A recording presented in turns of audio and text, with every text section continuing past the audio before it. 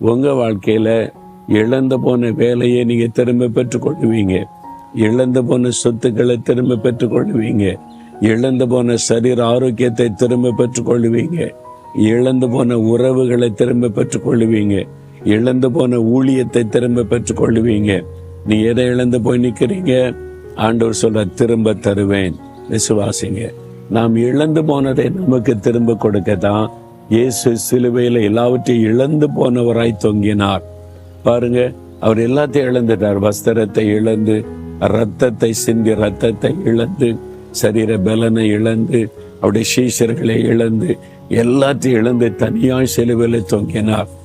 இழந்து போன நிலைமையில் இருக்கிற நமக்கு நாம் இழந்து போனதை திரும்ப கொடுக்க அவர் தன்னை சிலுவையில் ஒப்பு கொடுத்தார். உங்களை நேசிக்கிறார். நீங்க இழந்து போனதை திரும்ப தருவார். விசுவாசிங்க. இன்றைக்கே அதை ஆரம்பிக்கும். இன்றைக்கு அதற்கான சூழ்நிலைகள் மாறும். இன்றைக்கு ஆண்டவர் அற்புதம் செய்ய ஆரம்பிப்பார். விசுவாசிக்கிறீங்களா?